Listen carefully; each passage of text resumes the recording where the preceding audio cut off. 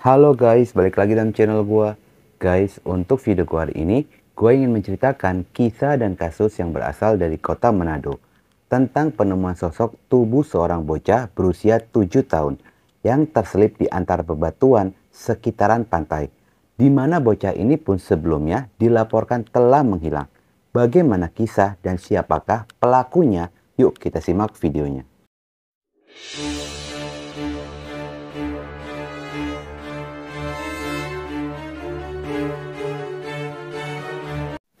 Pantai Malalayang merupakan salah satu destinasi wisata yang berada di Jalan Laut Sulawesi, Malalayang 2, Kecamatan Malalayang, Kota Manado, Sulawesi Utara, di mana keindahan pantainya banyak menarik wisatawan untuk berkunjung di sana.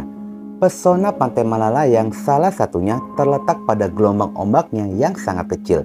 Kondisi tersebut sangat disukai oleh para wisatawan yang memiliki rencana untuk berlibur di akhir pekan bersama dengan keluarga. Namun pada hari Rabu, tanggal 29 Maret 2023, warga dihebohkan dengan penemuan tubuh bocah 7 tahun terselip di antara bebatuan pantai dalam kondisi tanpa busana. Penemuan itu pun bermula pada jam 17.00 sore harinya. Ada beberapa anak-anak sedang memancing. Anak-anak itu pun tidak sengaja menemukan adanya sosok tubuh terselip di sela-sela bebatuan di pinggir pantai. Temuan itu pun segera dilaporkan kepada warga yang bernama Arman. Lalu segera diteruskan ke pihak kepolisian yang kebetulan ada polisi yang sedang ditugaskan berjaga di lokasi pesisir pantai, tepatnya di area proyek reklamasi. Polisi itu pun segera berkoordinasi hingga Polsek Malalayang, Polresta Manado langsung menuju ke TKP, dan mereka pun berkoordinasi dengan tim DVI Polda Sulut serta tim Inavis dari Polresta Manado untuk mengumpulkan keterangan dan melakukan evakuasi. Tubuh korban dibawa menuju ke Rumah Sakit Bayangkara guna dilakukan identifikasi. Identitas korban pun dapat segera diketahui lantaran beberapa hari yang lalu sebelum ditemukan, polisi telah mendapatkan laporan dari keluarga yang merasa telah kehilangan anak berusia 7 tahun bernama Renata Manaka. Dugaan awal jika korban ini merupakan korban penculikan dan diduga telah dinodai sebelumnya lalu dihilangkan nyawanya. Pihak keluarga pun segera datang ke Rumah Sakit Bayangkara untuk mengenali korban. Setibanya di rumah sakit, pecahlah tangisan keluarga saat mendapati tubuh bocah 7 tahun itu telah terbujur kaku. Keluarga pun mengaku sebelum ditemukan pada tanggal 28 Maret 2023, korban tiba-tiba saja menghilang. Bibinya mengaku sudah berusaha untuk mencarinya, namun pencarian mereka pun tidak berbuah hasil. Hilangnya korban, keluarga membuat laporan ke pihak kepolisian. Selain itu, keluarga pun menyebarkan tentang orang hilang melalui sosial media. Korban selama ini pun tinggal bersama dengan bibinya selaku orang tua angkatnya yang berada di Jalan Raya Manado Bitung, tepatnya Desa Kawangkuan Baru, Jaga 1, Kecamatan Kalawat, Kabupaten Minut. Korban sendiri merupakan anak yatim piatu, di mana pada saat berusia 8 bulan ibunya meninggal dunia. Sementara sang ayah setelah 40 hari istrinya meninggal, ayah korban pun menghilang entah kemana. 3 hari sebelum ibunya meninggal dunia, ibunya pun menitipkan pesan agar Renata diasuh oleh keluarga kakaknya, yakni bibi dari Renata. Selain itu, ibunya pun menitipkan agar rambut Renata jangan pernah dipotong dan meminta agar Renata tidak pindah agama dan tetap mengikuti agama dari ibunya. Sehingga meskipun Renata telah 7 tahun dibesarkan oleh orang tua angkatnya yang beragama Islam, Renata tetap beragama Kristen. Saat diketahui Renata telah menghilang, ternyata keluarga pun sempat mendapatkan sedikit titik terang sosok yang diduga menjadi pelaku kejahatan, di mana ada tetangga rumah yang bernama Yusran mengaku jika istrinya melihat korban dibonceng oleh seorang pria. Namun tetangga itu pun tidak mengenali sosok pria tersebut. Tetangga itu memiliki warung yang tidak jauh dari rumah korban. Dia pun mengenali korban dikarenakan korban sering berbelanja di warungnya. Pada awalnya dia melihat jika korban sedang berjalan sambil menangis. Tetangga itu pun sempat bertanya kepada bibinya kenapa korban menangis. dan bibinya pun mengaku jika korban baru saja dimarahi lantaran sering menonton YouTube lewat ponselnya. Dengan adanya kesaksian itu pun yang diduga saat korban keluar rumah sambil menangis, pada saat itulah korban bertemu dengan pelaku kejahatan. Pada sisi lainnya, setelah polisi berhasil mengumpulkan sejumlah keterangan dari para saksi, polisi pun segera melakukan penyelidikan dan pelacakan. Siapakah pria yang membonceng korban pada saat itu?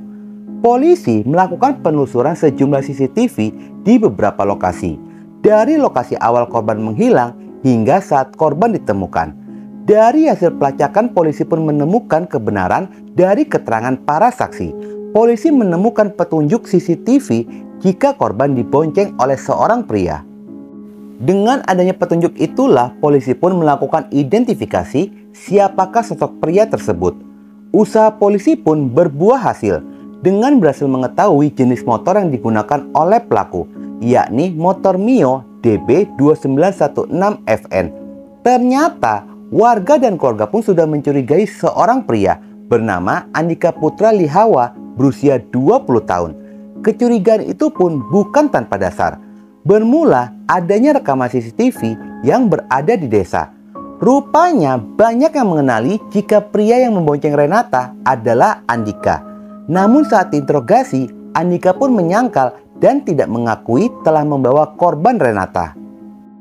Sosok Andika itu sendiri, dia merupakan ojek online yang ternyata pacar dan calon suami dari kakak angkatnya korban yang bernama Erika Abram. Andika dan Erika sudah menjalani asmara sejak lama. Namun 2 bulan terakhir Andika tinggal bersama dengan Erika dan keluarganya termasuk korban. Dikarenakan kondisi Erika sedang hamil 5 bulan dan mereka pun akan memperlangsungkan pernikahan. Dalam waktu bersamaan pun polisi datang untuk menangkap Andika.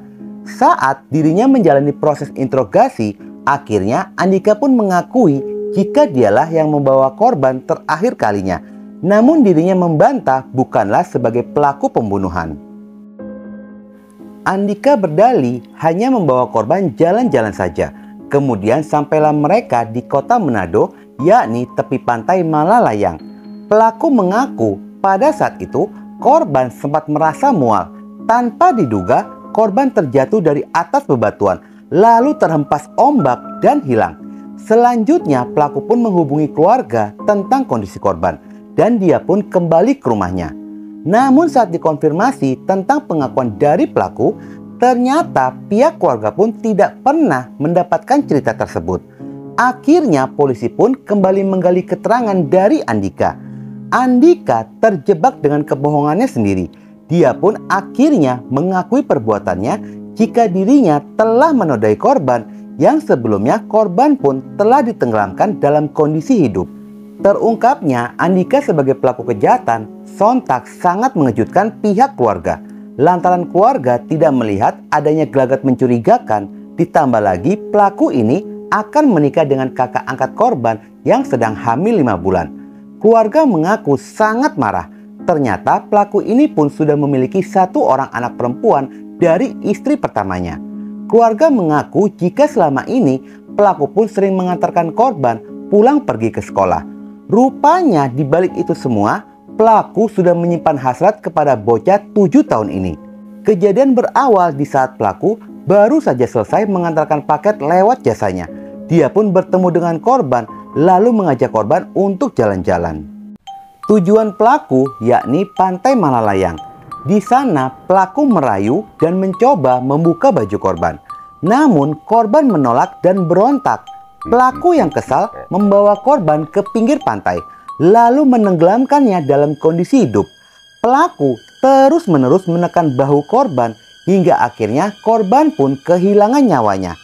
Setelah korban tidak bernyawa, pelaku membuka pakaian korban lalu menodainya. Setelah puas untuk menghilangkan jejak kejahatannya, pelaku menyimpan tubuh korban di sela-sela batu pinggir pantai hingga akhirnya tubuh korban pun ditemukan dan kasus pembunuhan ini pun berhasil terungkap. Kasus ini masih berjalan di ranah pihak kepolisian. Pelaku sendiri terjerat dengan Undang-Undang Perlindungan Anak dengan ancaman hukuman 20 tahun penjara. Guys, kejadian ini adalah pelajaran untuk diri kita.